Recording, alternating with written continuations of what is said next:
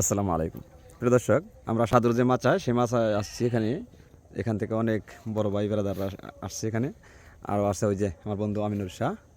তো অনেকের নাম জানি না। তো আপনারা কেমন আছেন সবাই? বন্ধু কি অবস্থা?